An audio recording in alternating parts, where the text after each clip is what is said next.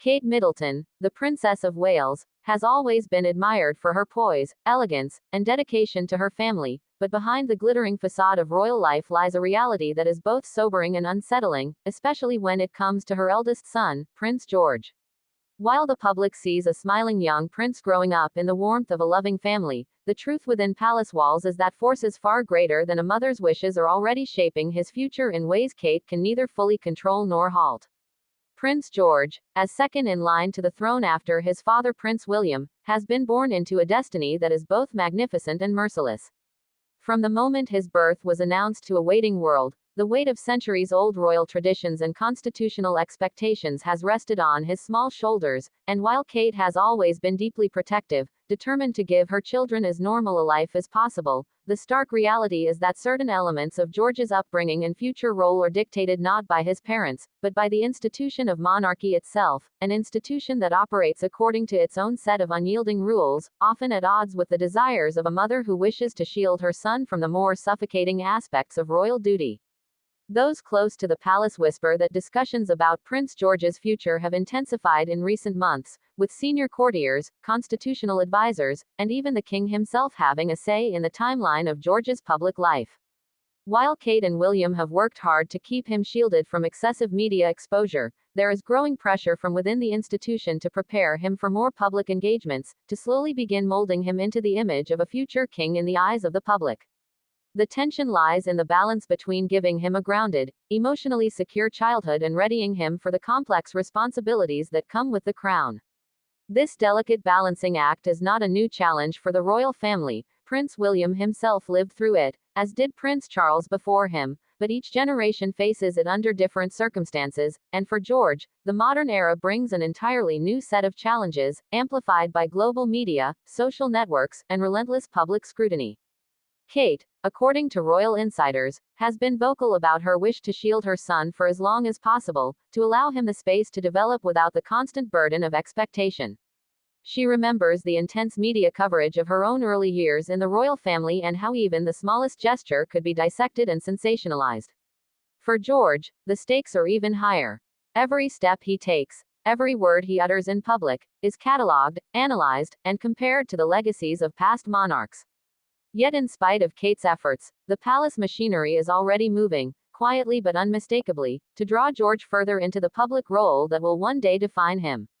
This is not merely about attending charity events or waving to crowds from balconies. This is about shaping his identity, his public image, and his very sense of self in alignment with centuries-old expectations of monarchy.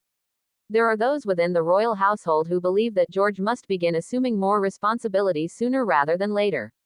They argue that the monarchy's survival in the modern world depends on grooming its heirs early, ensuring they are not only well educated but also adept at navigating the political, cultural, and media landscapes that will define their reign. To these voices, the idea of a sheltered royal childhood is a luxury the institution can no longer afford. But to Kate, such reasoning runs counter to everything she believes about healthy child development and emotional resilience. She wants her son to have friends, hobbies, school trips, and privacy, not endless rehearsals for a role he will one day inherit whether he wants it or not. The situation has created a quiet but undeniable friction behind the scenes, not between Kate and William, who by all accounts supports his wife's protective instincts, but between the couple and the broader network of royal advisors. William, having experienced firsthand the difficulties of growing up in the royal spotlight, understands his wife's concerns.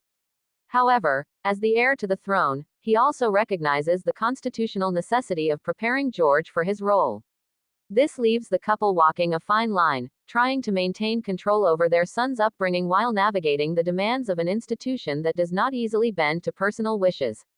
Even the king, while sympathetic, has made it clear that there will come a time when George must take on more public duties, and that time may be sooner than Kate would like.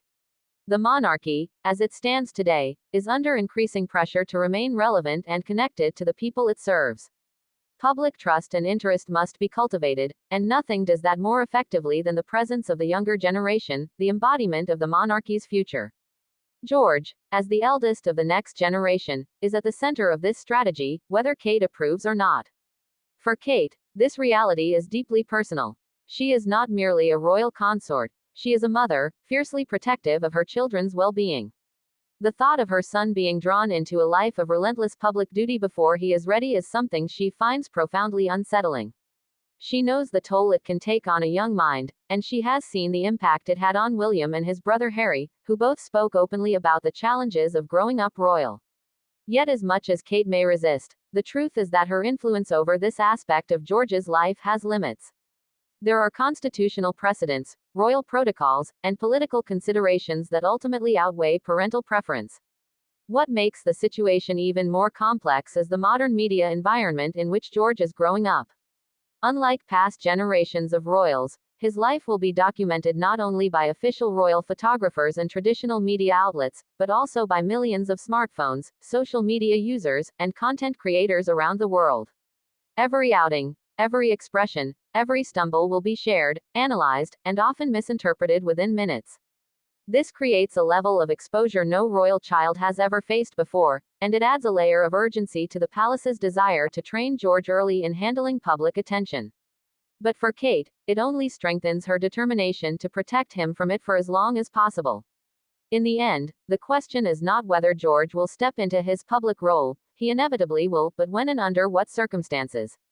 And while Kate may fight to delay that moment, the forces shaping his destiny have been in motion since before he was born.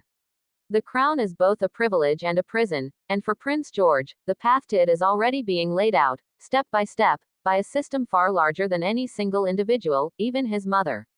As this quiet power struggle unfolds behind palace doors, the world watches, perhaps unaware of just how little control even a future queen has over the fate of her own child. And so, the reality remains. Kate Middleton cannot stop what is happening with Prince George, for the wheels of monarchy turn according to their own timeless rhythm, indifferent to the personal wishes of those caught in their orbit. The only question that lingers is how much of George's childhood will be sacrificed in the name of the crown, and whether, when the time comes, he will embrace the destiny laid out for him, or rebel against it entirely. What do you think? Will the future king accept his fate, or will he challenge the very traditions that define it? If you believe every child deserves a chance to grow up free and happy, no matter their destiny, then please subscribe, like, share, and leave your thoughts in the comments. Let's make our voices heard for Prince George's future. Red Heart Crown.